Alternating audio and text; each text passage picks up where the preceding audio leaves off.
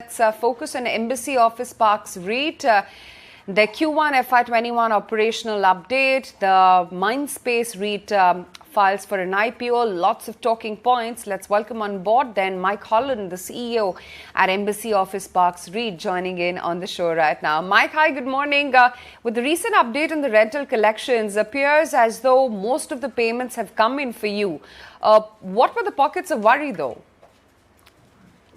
Well, I think the pandemic, which hit us right at the end of the last financial year and has impacted from April, May, June throughout the quarter, we operated throughout that period within the government restrictions that were allowed so that our tenants could have business continuity to serve their customers. But clearly, that was on a skeletal basis in accordance with the various lockdown restrictions. That said, over 90% of our tenants did operate throughout the quarter. And in June, for example, the average was that there were 13,000 people working in the parks. So different cities have different challenges and are at different stages of recovering from the pandemic. But I think that the fact that we kept our side of our contractual agreement with our 160 tenants has been recognised by them, that 97% of the rentals that were due for the quarter have indeed been paid. So clearly our tenants appreciated the work that our teams across the country were doing to keep business continuity going. It's also a reflection of the type of tenant that we have, which is a large-scale, generally international tenant base that have needed to keep that business continuity going through the cycle. We've also seen increase in our rentals for, I think, 22 different leases for about 1.8 million square feet. We've seen and secured 14% rental increases even during that pandemic period. So certainly not a business as usual quarter, but a strong, solid performance that shows the resilience actually of the overall REIT model in the commercial real estate sector.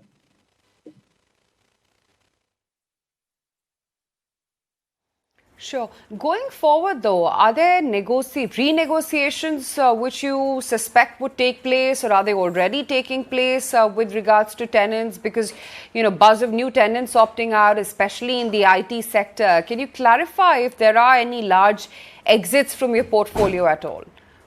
Yeah, so I think you have to understand the context of our type of business, our type of tenants. They are international companies that sign up for long-term leases. The typical lock-in or average expiry in our portfolio is between 5 and 7 years. So there isn't a sudden reaction to these types of short-term pandemics. We have a normal churn within our portfolio. We've consistently operated at over 90% occupancy in the portfolio. There will be, just as every quarter we announce new leases and new tenants who are coming into our portfolio, there will be exits. And it's a normal part of the churn of the business. I did see a stat that was touted in one of the newspapers a few days ago that an IPC had reported that there had been 3 million square feet of exits in Bangalore. Actually, you have to put that into the context of the quantum of the market. The Bangalore market is a 160 million square foot office market. It's been the largest take-up market in Asia for the last 5 years. So if you see a churn of a couple of percentage points in half of a year, that's really hardly newsworthy, actually. So, we tend to focus on a medium to long-term aspect of where the market's going. One thing that is really crystal clear is that supply over the next couple of years is falling very dramatically because of the supply constraints that come from both the capital requirements around new construction works, but also on the labor side of things. We did some data on supply a few months ago. 6 months ago, we were looking at 120 million square feet of new supply across the country projected over the next 2 years. We believe that number's now dropped to 80. So it's dropped by approximately a third in terms of new supply. What will happen and what that will mean is that actually, because many of the occupiers who are coming back are looking to de-densify their space, that when people start to come back, when people start to de-densify, we're going to see a constrained supply in the market, which is actually, of course, only a good thing for companies like Embassy REIT.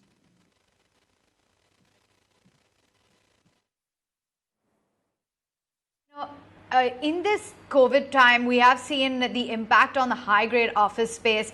Is that expected to remain muted? Is there more pain ahead when it comes to further negotiation with clients? And I just want to club it with how you see this concept of work from home as well affecting the business model in the long term. Or as you mentioned, speak to us about the opportunity that you see from de-densification.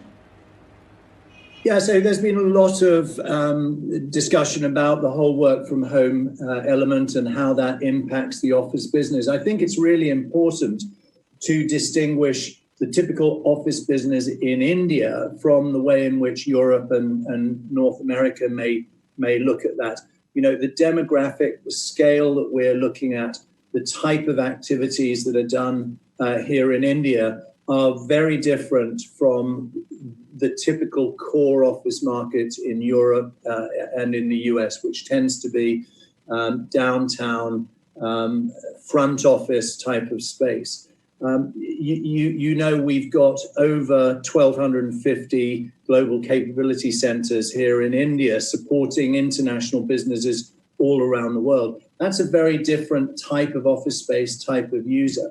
And I think that the conclusion that we've come to around the work from home discussion and debate, and we've seen numerous surveys in India internationally, is that people do find elements of work from home to be particularly challenging for the business, but people also like the flexibility. So we think that in the future, next couple of quarters, we're going to see people coming back to the offices, high quality offices, de-densified offices, flexibility to have some level for work from home.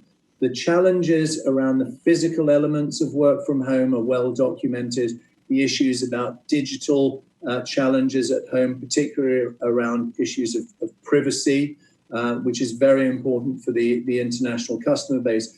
But not just those, there's also the issues of career.